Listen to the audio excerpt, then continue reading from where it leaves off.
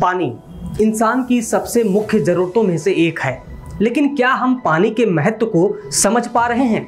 जवाब है नहीं, क्योंकि अभी तो हमें पानी पर्याप्त मात्रा में मिल जा रहा है। इसका महत्व वही लोग समझ पा रहे हैं जो सूखाग्रस्त इलाकों में रहने के लिए मजबूर हैं। इसका महत्व वही समझ पा रहा है जो 10 लीटर पानी के लिए 10 किलोमीटर दूर तक जाता है। खैर, आज हम आपको इस वीडियो में एक ऐसे व्यक्ति के बारे में बताने जा रहे हैं जिसने काम तो ऐसा किया कि लोग उसकी वाहवाही करें, लेकिन वो गुमनाम जिंदगी जीने के लिए मजबूर था। मीडिया की नज़र उस तक नहीं पहुंच सकी, अखबारों की सुर्खियों में शायद उनके लिए कोई जगह नहीं थी। कुछ मीडिया संस्थानों ने इन्हें थोड़ी सी जगह जरूर दी, लेकिन भारत के प्रधानमंत्री नरेंद्र मोदी ने जब उस व्यक्ति की चर्चा अपने कार्यक्रम मन की बात में की तो लोग इस व्यक्ति को खोजने लगे। वो नाम है कलमाने कामेगौड़ा।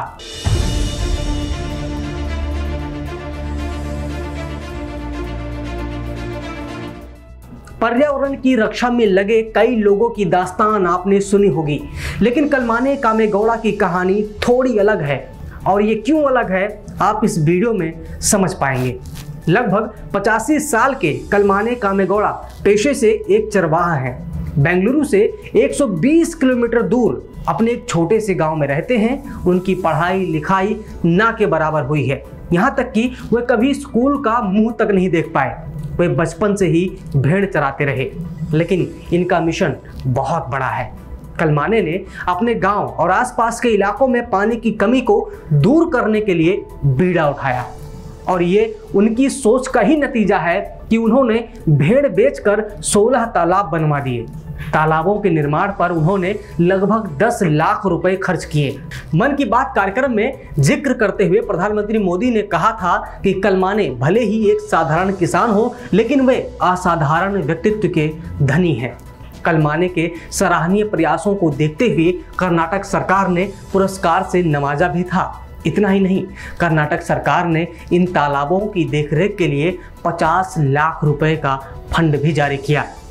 कलमाने भले ही किसान या चरवाहा हों, लेकिन उन्हें पर्यावरण की बड़ी समझ है। कलमाने बताते हैं कि उन्हें जमीन छूकर पता चल जाता है कि कहाँ नमी है और किस ओर तालाब खोदने से पानी ज़्यादा निकलेगा। तालाब खोदने में वे अपनी इस तजुर्बे का पूरा इस्तेमाल करते हैं। ये कला उनकी पुश्तैनी है और उन्होंने अपने पिता से सीखी है।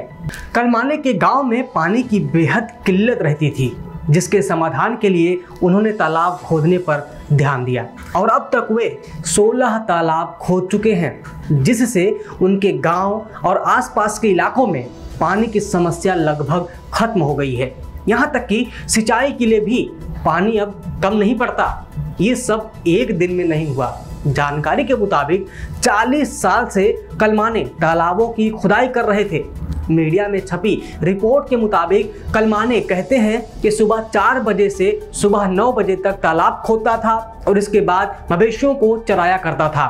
कई बार मैं रात में लैंप लेकर तालाब खोदने निकल जाता था। लोग मुझे पागल भी कहने लगे थे, लेकिन इसके क्या फर्क पड़ता है। कलमानी ने खुद के द्वारा खोदे गए तालाबों का नाम अपनी पोतियों के नाम पर रखा है।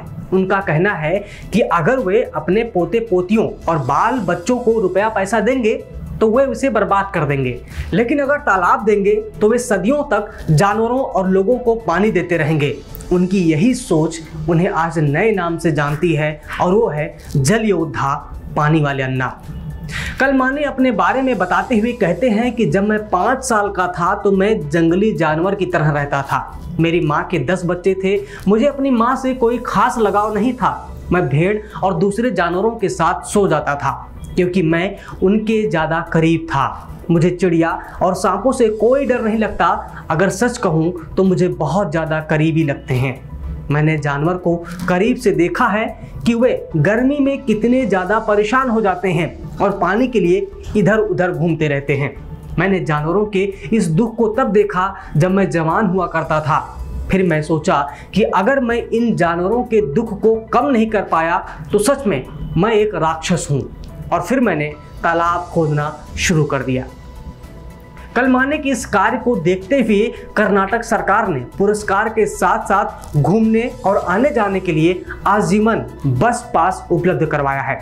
पर्यावरण पोस्ट ऐसे पर्यावरण प्रेमियों का अभिनंदन करता है। अगर आपके आसपास भी कोई व्यक्ति पर्यावरण को बचाने के लिए दीवाना है, पानी बचाने, हवा शुद्ध रखने, जानवरों को संरक्षित करने की दिशा में काम कर रहा है, तो आप इसकी जानकारी हम तक पहुंचा सकते हैं। हमें मेल कर सकते हैं paryawaranpost@gmail.com। हमें व्हाट्सएप भी कर सकते हैं। नंबर है हमारा 9868170549। सब्सक्राइब करें पर्यावरण पोस्ट।